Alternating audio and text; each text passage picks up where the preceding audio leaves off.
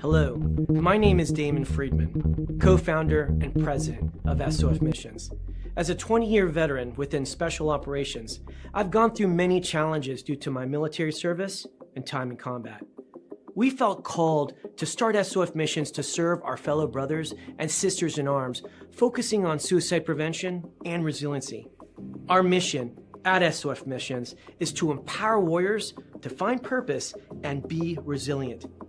Since 2011, when we started the organization, almost 3 million men and women have deployed to Iraq and Afghanistan. Unfortunately, the scars of war take a toll on their psychological, physical, social, and spiritual health. Many veterans feel a sense of hopelessness and a loss of purpose when they return to civilian life. They feel isolated and alone, unable to reconnect. And in the greatest of tragedies, over 20 veterans lose all hope and take their own lives. Our goal at SOF Missions is to provide veterans the tools and resources so that they don't become a statistic. We offer a unique approach to combating veteran suicide through a whole health, intradisciplinary model. The Be Resilient program is a 4-pillar methodology that addresses the areas of psychological, physical, social, and spiritual wellness. We provide care through 3 delivery methods: medical clinics, retreats, and educational training. Since we started back in 2011, we have been able to reach veterans in all 50 states and have served over 3,000 veterans through the Be Resilient program. Being resilient is a multifaceted and complex issue. We know that to find a lasting solution, we have to address the whole warrior. Many challenges cannot be solved by providing the treatments and modalities of just one component, but by tackling them all. Now, we've expanded our services to include law enforcement and first responders. Together, we can make a lasting impact in the lives of warriors across the nation. To learn more, visit our website at sofmissions.org. Proceed to your post assignment. All units proceed to your post assignment.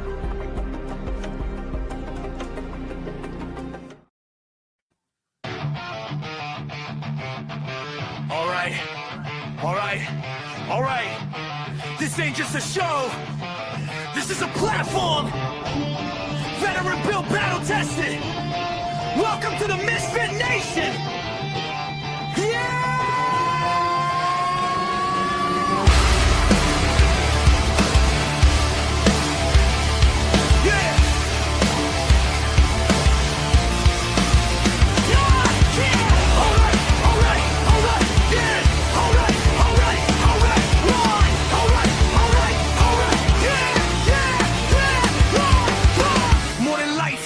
In a room, built from boots on the ground, now we breaking the rules. 2 vets, 1 leader, painting the sound, turn scars into sermons, let them echo around. Artists with truth, musicians with fire, actors backstage chasing something higher. Entrepreneurs bleeding just to get ahead. If you fought for your dream, yeah, you are what you said. If they told you no, if you still came back, if you fell to your knees but you stayed on track, this is your voice, this is your flame. Say it loud, remember the name. No salvation, just elevation. We rise again. From the fight to the end. We are the MisFitNation. No damn labels, no damn cages. If you're still breathing, you belong. Turn it up. This is our song. Yeah. This is our song. Yeah. Veterans standing with ghosts in the chest. First responders running in while the world second guess. Gold star names carved deep in the soul. Your story ain't over, we carry the whole. Coaches teaching mindset, breaking the chain, turning barely alive into owning the pain. Truth over polish, scars on display. If it's real, let it bleed, that's the MisFit play. If it's heavy right now, and the dark feels cold. If it's heavy right now, and the dark feels cold. If it's heavy right now, and the dark feels cold. It's Aubrey right now, we're the more than you know. 9888, don't walk alone. Veterans press 1, bring it home. Don't trade forever for tonight. You're still needed in this fight. We are the MisFitNation, built from scars and dedication. We rise again.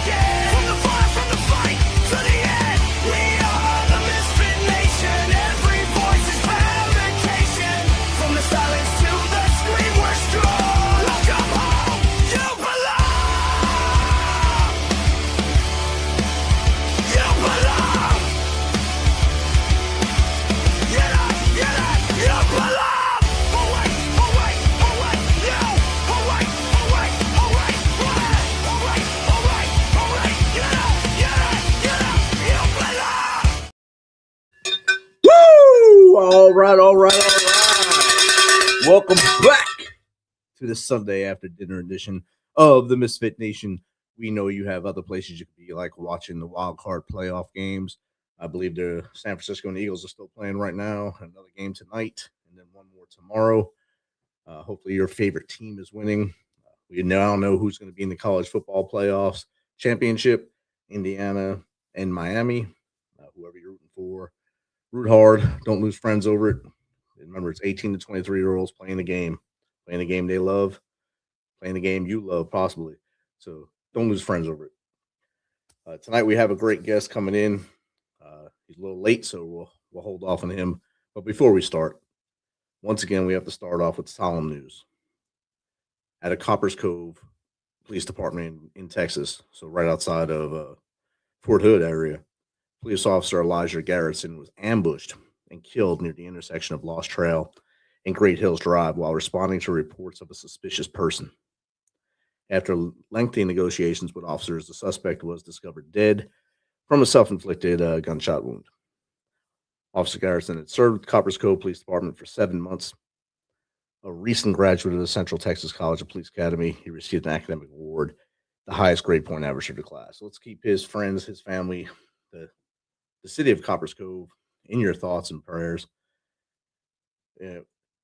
as they go through this sudden change that they don't want to go through. It's not a community that deals with this a lot, especially a police officer getting ambushed like this. I'm sure there's speeding, there's DUIs and such like that, but this is not something they think is going to happen every day. And for Officer Garrison, his family, they're going through that sudden change. They know every day when he put that uniform on, something could happen. But of course, deep down inside, they prayed it would not. So as you go through your day, remember that there's always someone that could be having a birthday. As you walk around tomorrow, on Monday, January 12th, I'll be traveling, so the Misfit Nation will be at the helm of Cagney and Lacey going forward this week. They will have it all. They will do everything that they do. They do a great job every week. I don't tell them enough, but they do a great job. And they'll have a couple great guests this week. They'll have Sherry Akuria on Tuesday. She's a Mamba mentality person. She lost 175 pounds, which is pretty insane if you think about it. It's a lot of weight for a person to lose.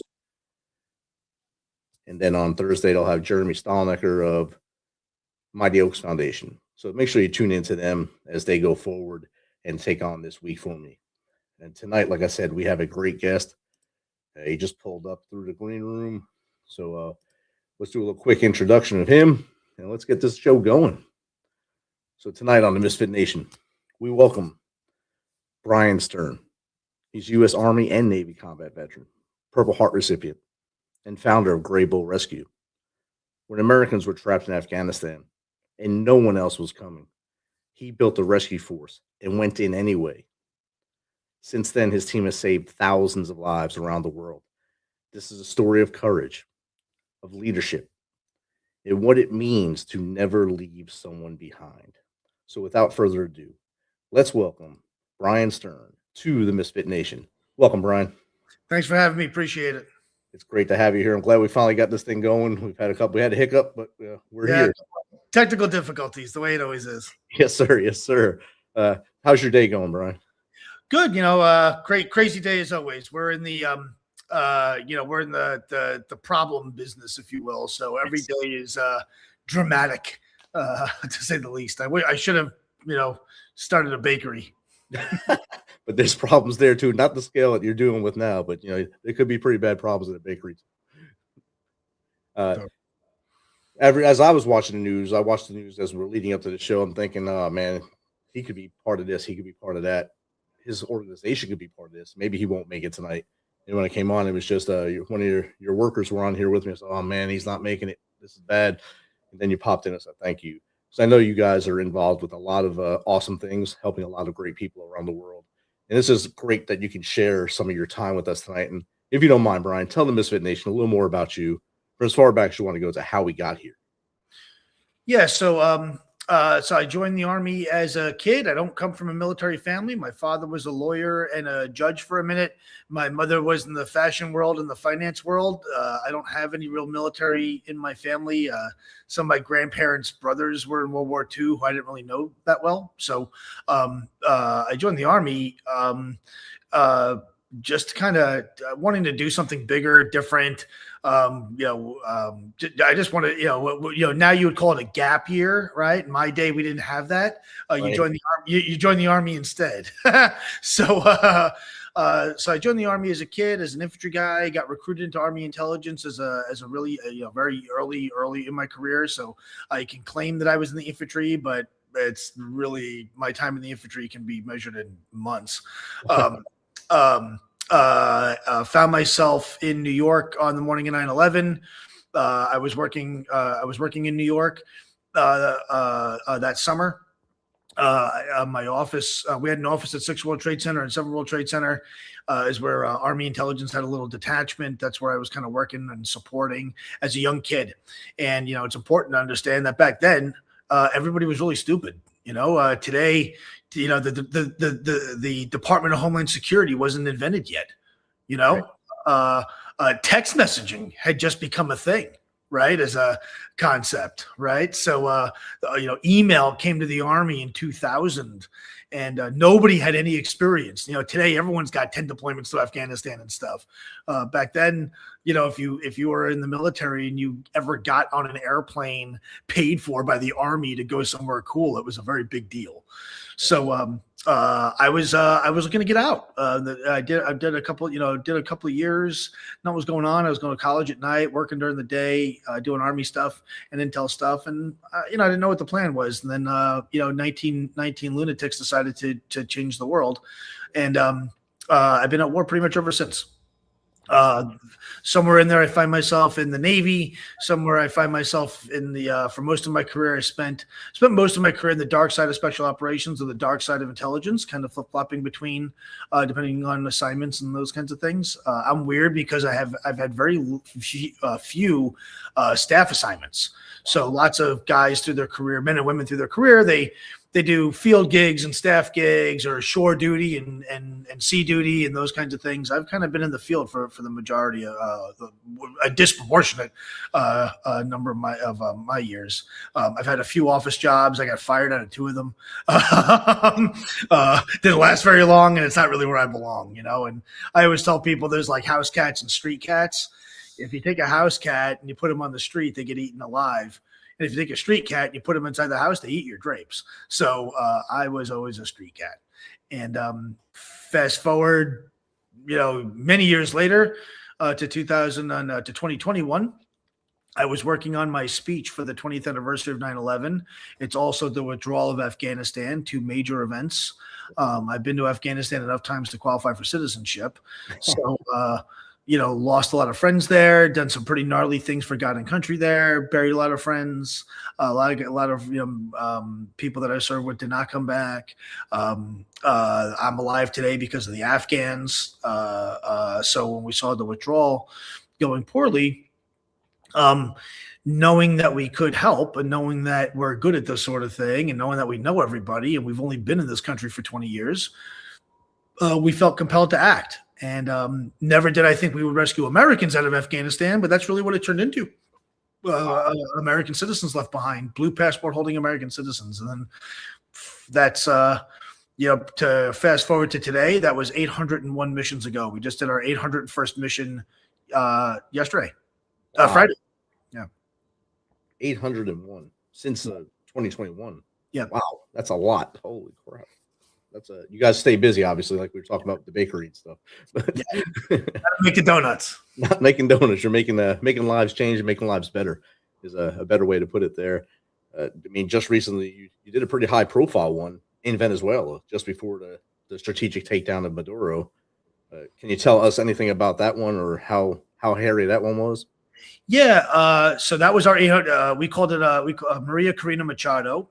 Who's a Nobel Prize winning, the elected president, if you believe the elections, and that's a whole debate.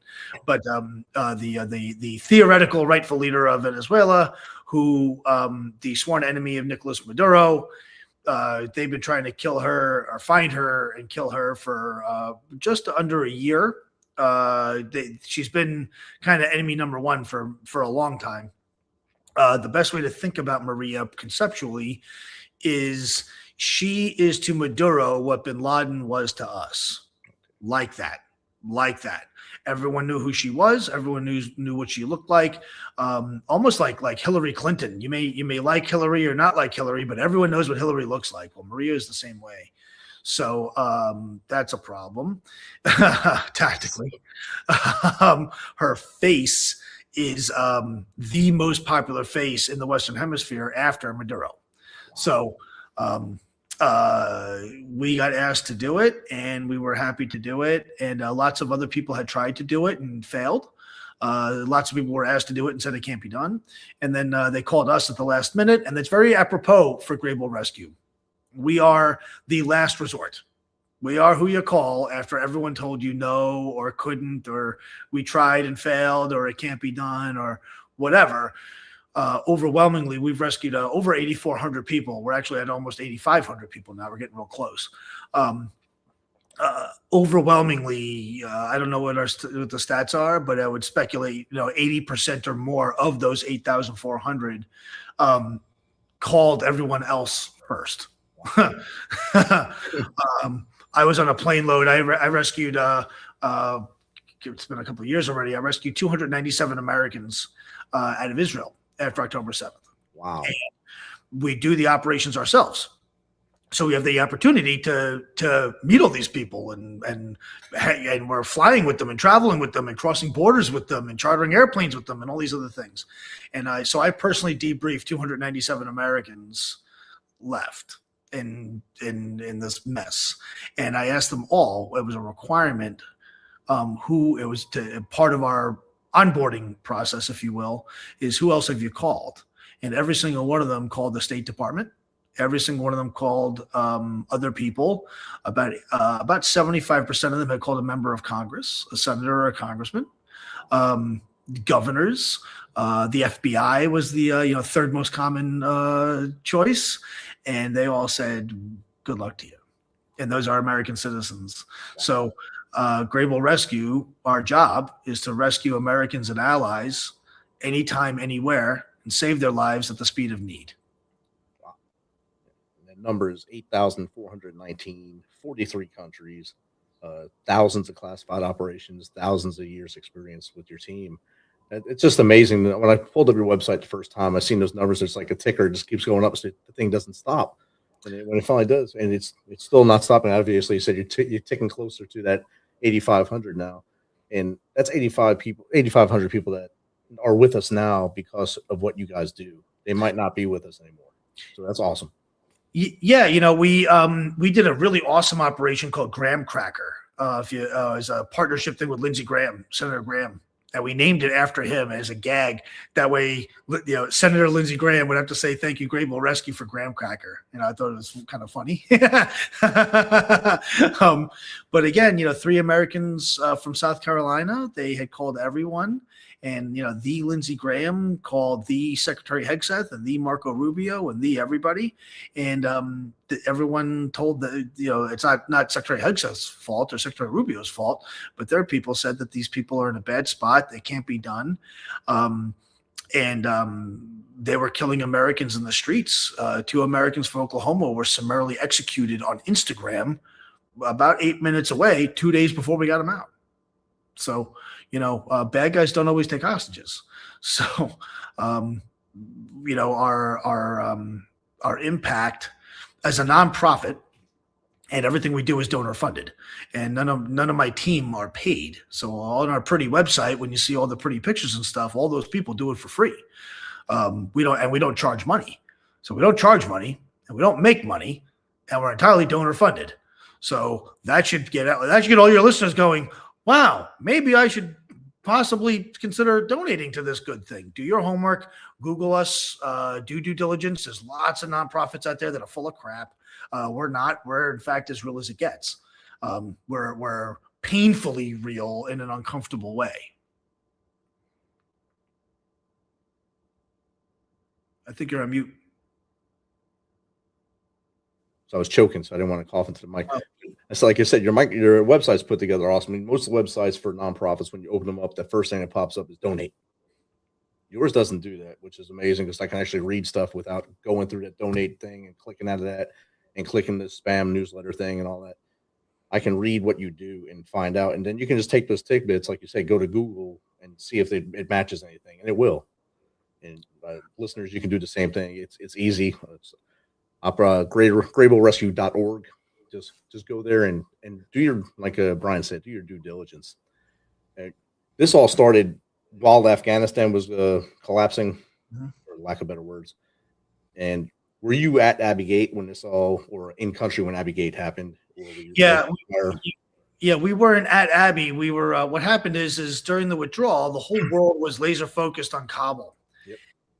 We were laser focused on the northern what's called the northern route, so Tajikistan and Uzbekistan. And the idea was while the whole world is looking at Kabul, no one's looking at the other airports and the other borders. So we focused there in the beginning, and then once Kabul fell, and everyone got out of the way, well, then we pivoted and started focusing on Kabul and ultimately landed the first airplane under Taliban rule and took out 117 American citizens about 2.5 weeks after the military left.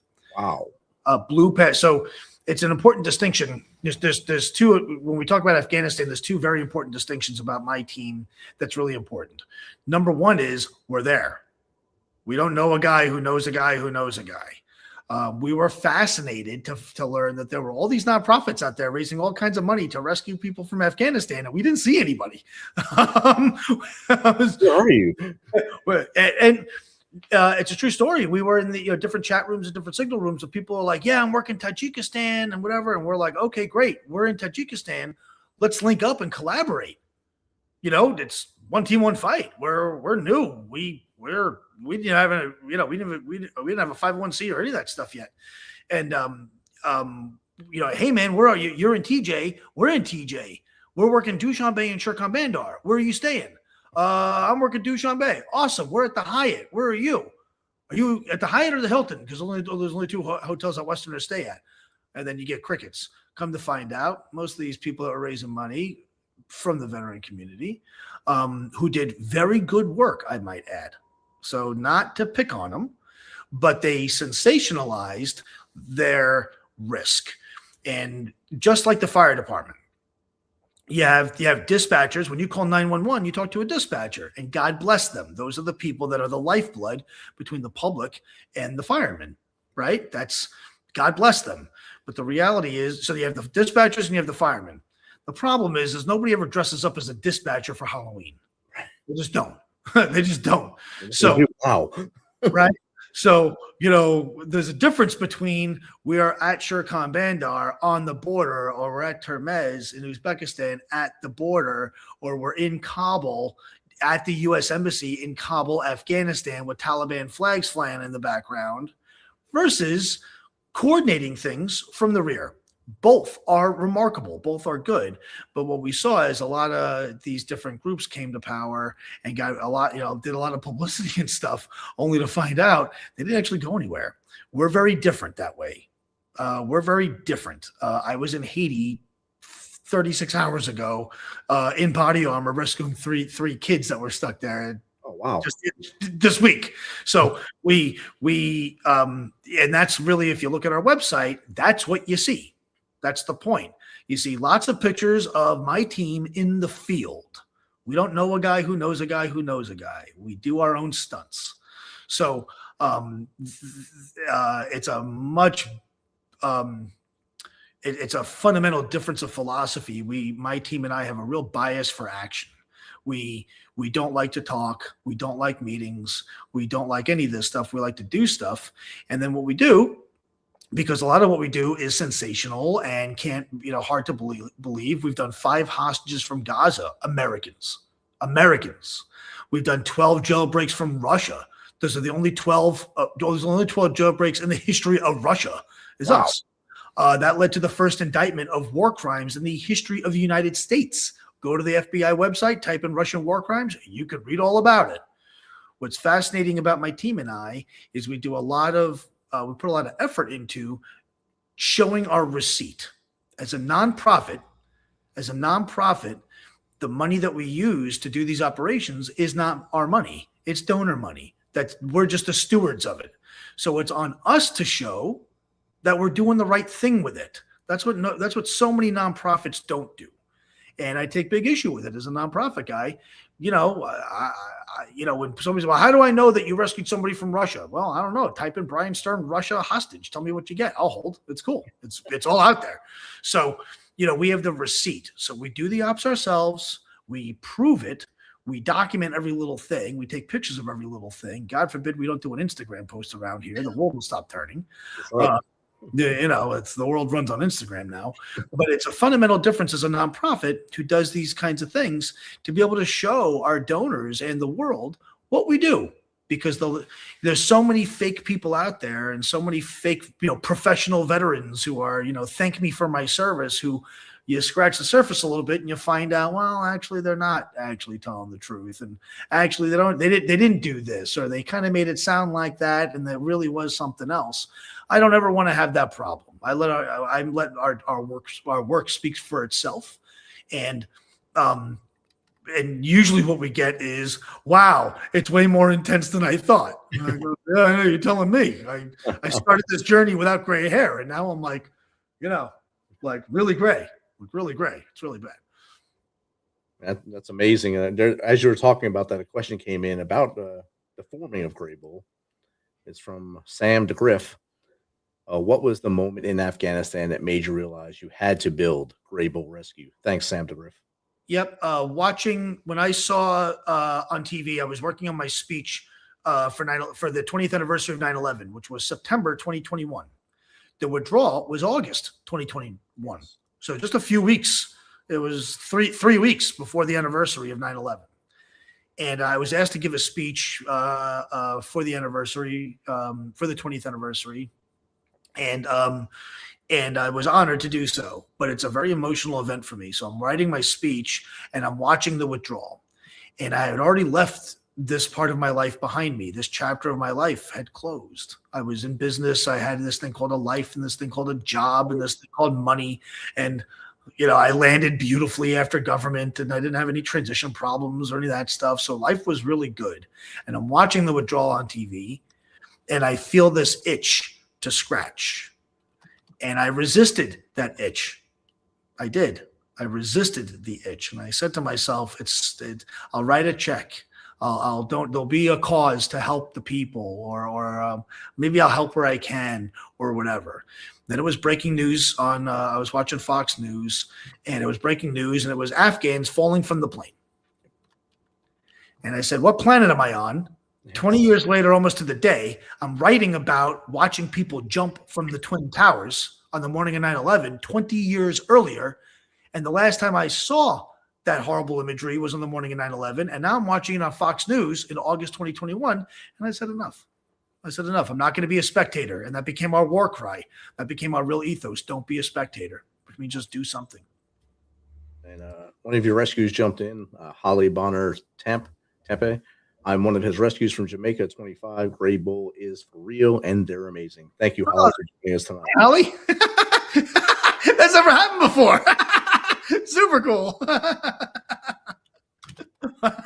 It's awesome. It's instant clarification, or instant bona fides. Yeah, that's perfect timing. So I went to Afghanistan two times to the other place, Iraq, and I never posted anything on anything when I was there because I didn't know what that stuff was when I was there. I was a little in between the social media times, and I was already out when all this went down. And I know a lot of the vet bros got angry and they wanted to post all this stuff, and some did a lot of craziness stuff. And now a lot of arrows pointed at them after they did this. You doing it silently and just doing the work and having the receipts of the work you do is 100% better. Not doing a documentary about it, just do it. Just do your job, do what your mission is, do what your goal is, and coming through and having people like Holly come out here and say thank you right here on the show. That's amazing. A lot of guys, and rightfully so. During the withdrawal, I was certainly pissed off. I was.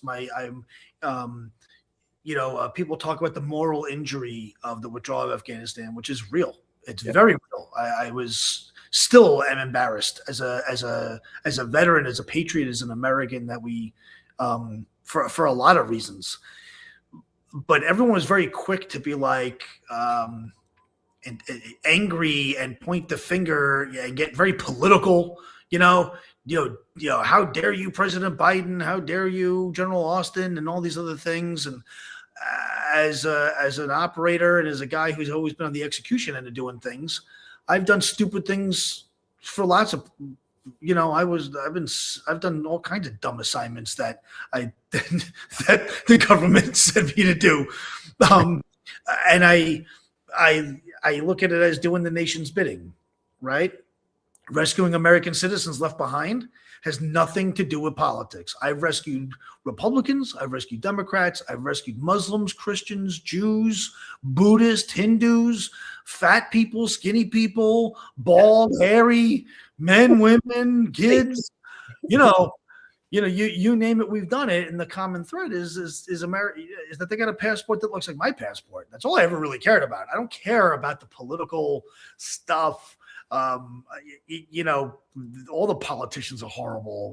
That's why we make fun of politicians for forever. And I don't. Shakespeare said, "What do you expect from a pig but a grunt?" I don't expect anything out of our politicians. They haven't been good in my whole life, at least. Reagan may have been the last good one, maybe, and even he had his problems. So, George Washington was probably a slime ball if we dug deep enough. For all we know. So, I never really understood or really subscribed to when a veteran, when dealing with these issues, uses media as a platform to demonstrate their anger towards America and our system. I don't get that. I have never, ever, ever, ever. I've been on Fox News like 500 times. You will never hear me say a bad word about any president. Any president. You'll never hear me say a bad word about any administration or any secretary or even any department. And we have a really good relationship with the U.S. government. We always have. With the State Department, in the diplomatic corps, with our friends in DOD, our friends in the intelligence community, with our friends in special operations, our friends all over the place. I never understood why people thought it would be a smart idea to attack us. I never, and to each his own. I'm in no position to tell anyone how to behave or anything. But for me, I never understood that. That sounds, if I get on TV and I bash President Biden at the time during the war in Ukraine started February 2022. I was there weeks before the first shots were even fired. We got there in January. The war didn't start until February 24th. Right. I truly felt like if I got on TV and bashed President Biden, that sounds like what Putin wants me to do. And no matter how frustrated I may or may not be, and no matter what my personal political beliefs are, I'm a patriot. When I first met President Obama, when President Obama, I guess it was 2011, I guess. I met President Obama, I met him a few times. And the first time I met him was in Delaware. And truth be told, I was not his biggest fan. I wasn't. I wasn't. I disagreed with a lot of the things that he did. I didn't like a lot of his policies. I had a lot of real big beef with him. But when I saw him, I saluted because I was in the military and he's my commander-in-chief. And my system of government says he's the commander-in-chief. And if I don't like it, I can move to a dump like Guatemala and go live my days there if I so choose. But the reality is I'm an American citizen and that is my president. Whether I voted for him or not, whether I like him or not, he's the president of the United States. And that's okay. Yeah. And so I never understood so many veterans that get so angry and loud and use their military, their veteran status to use that to attack us. And God knows they deserve it. I'm not suggesting that any of these politicians don't deserve everything they got coming. But we as veterans, I really think it's on us to stay out of that game. I really do. I think. Unless you're going to run for office and do your whole, if you're going to do that, hey, God bless you. Cool. Then whatever you got to do, Republican, Democrat, and do your thing. I got it. But if you're a veteran just trying to do the right thing in the world, the bad guys want to kill us enough. We don't need to attack ourselves too, even if they deserve it. Even if they deserve it, there's something to be said for not giving them ammo. That's just what I think. There's no need to put kindle in the fire. I like to tell people we can't control what happens at 1600 Pennsylvania Avenue or on Capitol Hill. Yeah. And if you want to, like you just said, go and Run. run for office. Yeah. Run for office and sell your soul. Go do that. Otherwise, fix your house. Fix your house and then your neighborhood. And clean that up. And maybe you might start seeing change where you want to live. That'd be the best part of life. Like we say at Grable, don't be a spectator. Right. Don't be a spectator means just do something. Right? I'll give you a great example. 82%. You ready? This is a crazy stat. 82%.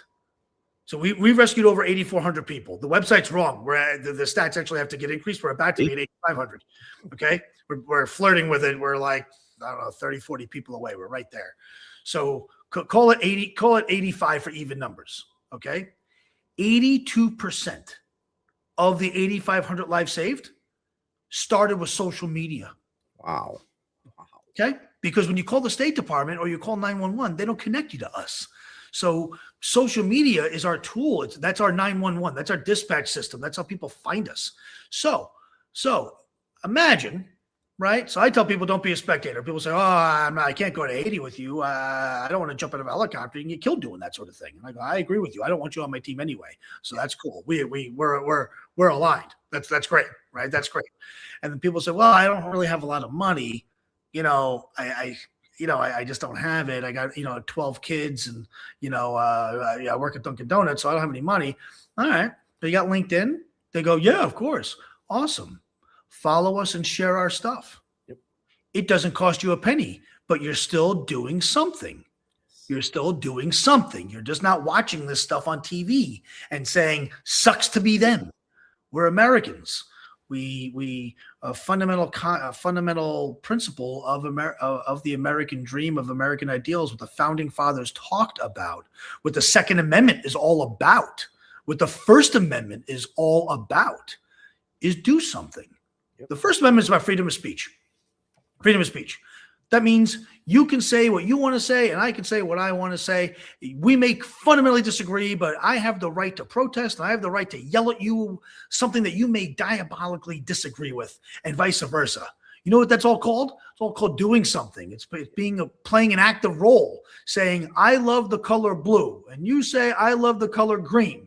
And I say, green people are weird. And you say, yeah, blue people are stupid. Yeah, well, you know what we're doing? We're talking. We're arguing, we're debating, we're fighting.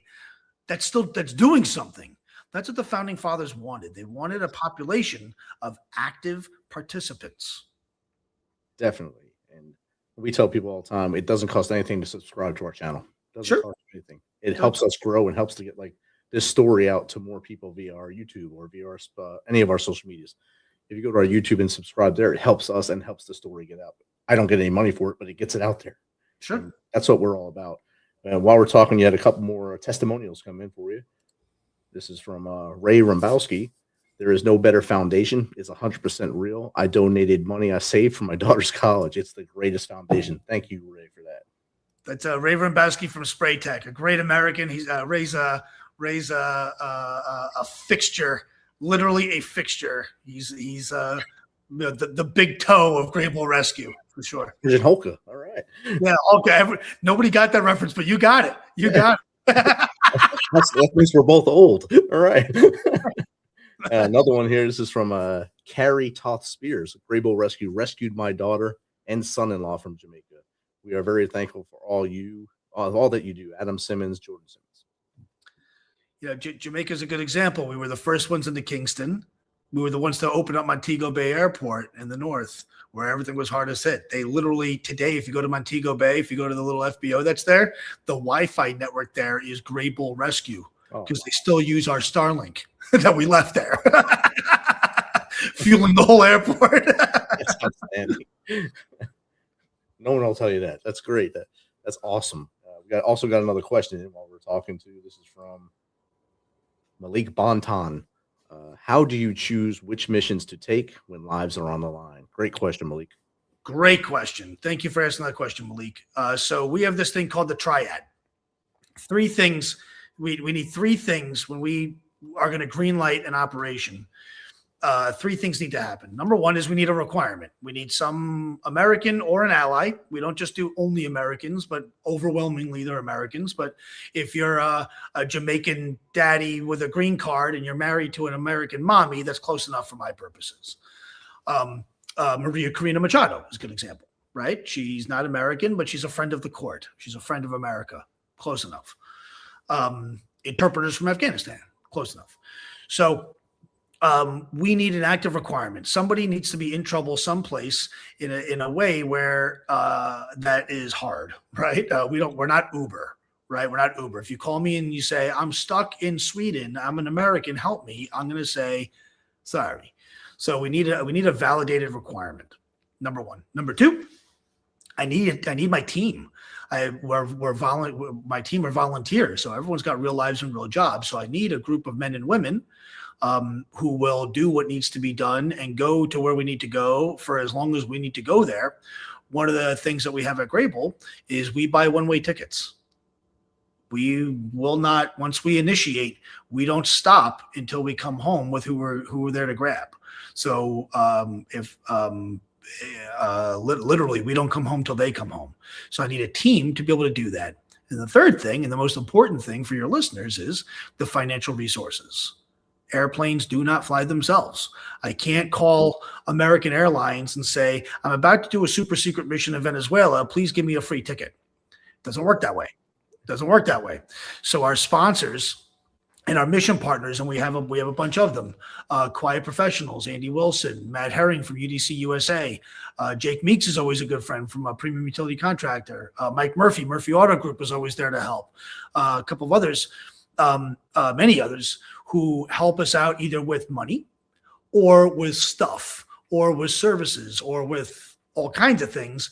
But our mission partners and our donors, without them, none of these things happen. You would not hear those testimonials today if it wasn't for people like Ray Rombowski and Matt Herring and Andy Wilson and the rest, and the thousands and thousands and thousands of people. We have donors who give us $1 a month, and we have donors that give us much more than that, and they all go to ops. What's fascinating from a financial perspective as a nonprofit, let's say, Rich, you gave me $10. What are we in? We're in January. Let's say you gave me $10 January 3rd of this year, like a week ago, right? You heard me on something and you're like, wow, that's pretty cool. And you gave $10, right? And then you call me today and you say, hey, Bryan, this is Rich. I gave you $10. I'm curious. No problem. I'm just curious. Where did my money go? I just want to know as a good student, and I love what you do, but I'm just curious. Especially if you donate it online. What I can do is take your donation of $10, figure out which named operation that went to, and we just did Little Birds 6, 7, and 8 just now, this week. Find that named operation, find a line item on that operation, gas, fuel, food, whatever it is, and say your money went to this for these 3 people, Little Bird 6, 7, and 8, okay? And then here's a picture of me with those people, and then put you on the phone with those people if you want. Outstanding. That's why the third pillar is so important. We need a requirement, my team, and the financial resources. But when we talk about the financial resources, it's a 3-legged bar stool. If I've got 2 of the 3, I do not have a mission. Right. I need all 3 to be to exist. Outstanding. I hope that answers Malik's question. I think it did. You got another one came in from Ronnie Bass. It must be a Remember the Titans fan. At Ronnie Bass wants to know, how has combat prepared you for humanitarian and disaster rescue? Thank you, Ronnie Bass. Thanks, Ronnie. I think I don't know if it has prepared me. I stress out a lot. These things are hard. We've taken I've taken men on the road who come from the most elite units in the U.S. Arsenal with medals that I would wear to bed, and they've lasted 2 days, 3 days in the field.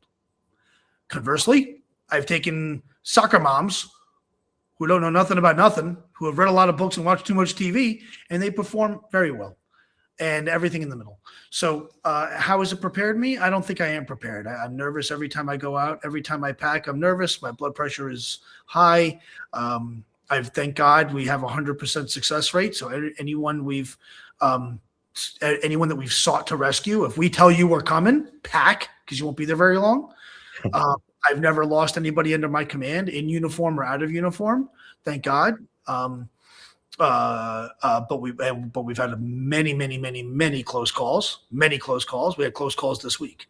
Maria was close calls just a few weeks ago. So, has it prepared me? I guess crazy experiences give you a little bit of confidence that you can survive another crazy experience, right? Like if you have one kid, you think you can handle two, right? Because you've done it before.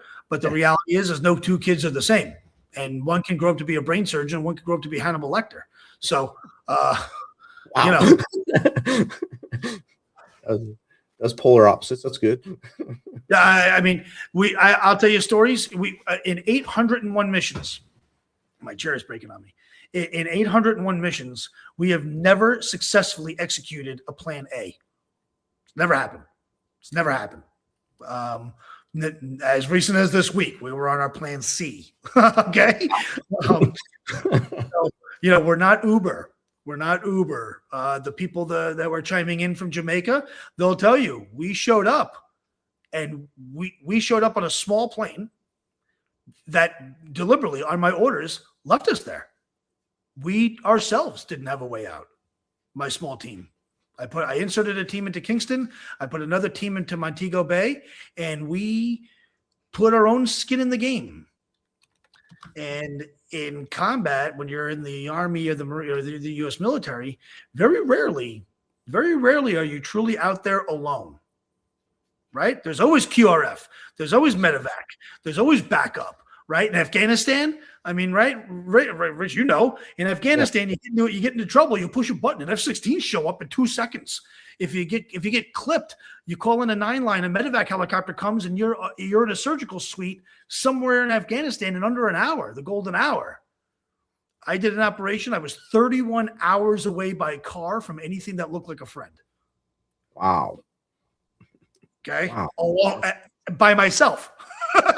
So it's years of combat and deployments and all that stuff. Yeah, I guess it kind of helped a little bit, but the way we operate is much more like the OSS of World War II, where there is no help coming, the bridges are burned, the ships are gone, and we have to build it for us and the people, which is why it works so well, because I'm not trying to live in Ukraine or Haiti or Afghanistan or Sudan or Russia or Gaza or Libya or Lebanon or Syria or the other crazy places that we work. I'm not trying to stay there. So my team and I are very motivated to figure it out. Outstanding. We'll take one more question from the audience, because I know your time is kind of short here, and I don't want you to miss your next thing. But the last question from the audience comes from Simply Best, I believe it's called. Yeah, Simply Best. I'm popping in now. What can everyday Americans do to support rescue missions and global humanitarian work? Very simple. Donate. And when you donate some more. And when you get done doing that, donate some more.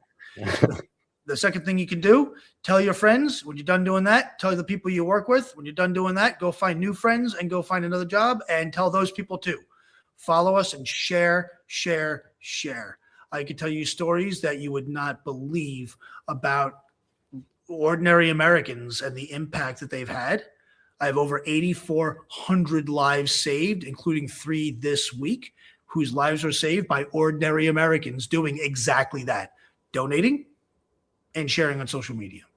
And this week, great America. There's this great company called Will Smith Aviation here in Tampa, and another one called HeliSolve. They do all of our air stuff. They're now partners of ours. They found us on social media, found us on social media. I didn't know these people before. They found us through social media, and now we're best friends. Mike Murphy from Murphy Auto Group, right? He is now he started off as a donor who heard me on the MJ Morning radio show in Tampa. Okay. Subsequent to being a donor, I rescued his wife and 2 children from their burning house in Hurricane Helene while he was in California. Okay. They almost burned alive. Another crazy story. And since then, he's joined our team. So he's all 3 of the triad. It's not going anywhere. I mean, it's a crazy story, and the videos are insane. That's amazing. Well, Bryan, I know you have your time schedule is pretty tight. You've already said where to LinkedIn's a great place to find you on there. Is there any other place that our listeners can go to find out more or contact you, maybe have you on their show? Yep, we got them all. I have a whole team that does this sort of thing. We've got LinkedIn, we've got Twitter, we've got our X. I'm not a social media guy, so forgive me. Facebook, we got all the things. I've got personal ones. We've got Grable ones. Search Grable Rescue. You'll find it. Bryan Stern, you'll find it. Like them all. Share them all. The whole thing. And remember that this is not the Bryan Stern show. This is not. Oh, Hannah.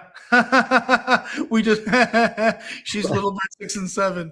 Oh, Nice. I cry. Love it. 2 little boys. 2 little boys. They're twins. Anyway, but like all the we out Bryan Stern, BryanStern, Grable Rescue, GREY. And again, this is not the Bryan Stern show. I have an army of people. Every survivor family will tell you that they meet my team. We have a whole group of people who love what they do. I have people. Dylan was your nephew, Jessica Lynn? He's amazing. The pilot was my nephew. She says that's amazing. Dylan's a rock star. There's a whole army of people, and it's interesting because on my team, I've got Republicans and Democrats. I've got men and women. I've got veteran and non-veteran. I've got Muslims, Christians, and Jews. I've got lawyers. I've got Pilates instructors. I've got nurses. I've got Delta Force commandos. I've got Navy SEALs. I've got CIA guys. I've got people from every walk of life, of every color, of every background, who, generally speaking, would never get along with each other. Wow. But to rescue Americans, I have people with like MAGA tattoos that work side by side with people that have like Bernie for president bumper stickers on their car. Wow. If Paul Revere were alive today, he'd have a Grable Rescue patch on his horse. Okay? Nice. We're just Americans doing what Americans have always done. Outstanding. That's all that we are. And I ask you, don't be a spectator. I challenge you all. If you like babies, if you like kids, if you like mommies, if you like daddies, if you ever were a mommy or a daddy or a kid or a baby or pets, or if you like America, or if you like helicopters, or if you like airplanes, or if you like boats, if you like hurricanes, if you like Middle Eastern food, if you like Haitian food, if you name it, we do it. There is something that we have done. I guarantee it. I guarantee it. There is something that Grable Rescue has done somewhere, somehow, that touches you directly. You just got to look a little bit. And we just need public help. We're a nonprofit, and we are busier than we've ever been. And we need your help. Outstanding. My last question to you. This is sometimes people have a hard time with this one. What's 3 things the Misfit Nation can start doing tomorrow to be better people? Always avoid politics. Always remember that we are. It's okay to have opinions. I'm not suggesting not, but I think it's on all of us to not forget that we are not Guatemala. We are not Somalia. We are not any of these crappy places. I've been to 80 something countries in my career. And I'll tell you, people always ask me, where do I want to go on vacation? I tell everyone, America. We're an amazing nation. And are we perfect? No, of course not. But there's a reason why half of Guatemala wants to live in America and why half of America doesn't want to live in Guatemala, because Guatemala is a dump. That's why. And America is the best country on earth.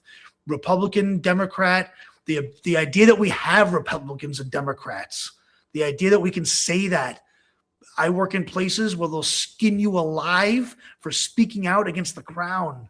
Crazy stuff. The idea, so I think that it's on all of us to have our discourse, have our debate, have our differences of opinion. That's what the First Amendment's all about. I'm all about it. Scream, yell, hoot, holler, the whole 9 yards. But do not forget that we are an amazing nation. We forget that all the time. And of course we make mistakes, and of course we're not perfect, and our politicians of course are complicated and not great sometimes and say stupid things. So what? Half the crap on TV is nonsense anyway. I say that because I used to be in that business of making nonsense on TV, as an intelligence officer. I'm a conspirator. And then, the second thing is keep doing what you're doing. Spread the word.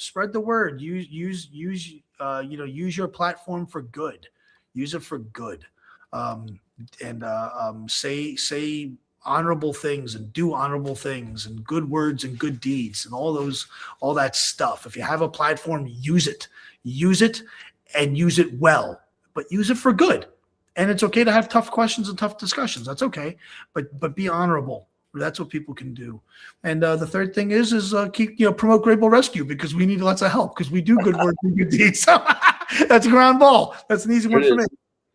I gave you the softball. You got the ground ball at the last shot. Thank you, Bryan. Thank you for your 3 things. And thank you for everything you're doing to help people. I know we're inching towards the 8,500.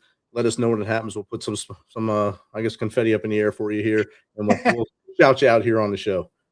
Thanks so much, Rich. I really appreciate you. Thanks for having us. You have a great night and continue doing awesome things you're doing. Thank you so much. Follow us social media and share, guys. Appreciate you, Rich. Thank you. Have a great night. Out here. Misfit Nation, thanks for hanging out tonight and doing the things you do. Those who are joining from Grable Rescue, please go over to our YouTube at @_Misfit Nation. Give us a subscribe. Help us to grow so we can share more stories like Bryan's. Misfit Nation, again, as we tell you all the time, tomorrow is better with you than it is without you. If you're feeling down, if you're feeling out, if you feel like the walls are caving in, stop. Think about it. There's people that love you. Look at that little piece of paper we tell you to have in your pocket. Read those names. Call those names. Let them say, hey, I'm here for you. Or maybe you just made their day. If that doesn't work, dial 988. If you're afraid to dial 988, contact us at the Misfit Nation. info@themisfitnation.com. Steven at themisfitnation.com, or Jake at themisfitnation.com. And we will get back with you. We will keep you on the line until someone close to you can go actually help you. Till next time, when you'll have the Tuesday crew for 2 nights in a row. Remember, Tuesday and Thursday is the Tuesday crew this week. Hang out with them. Give them your attention. Give them your questions. Show them your love. Be humble, stay hungry, and keep hustling.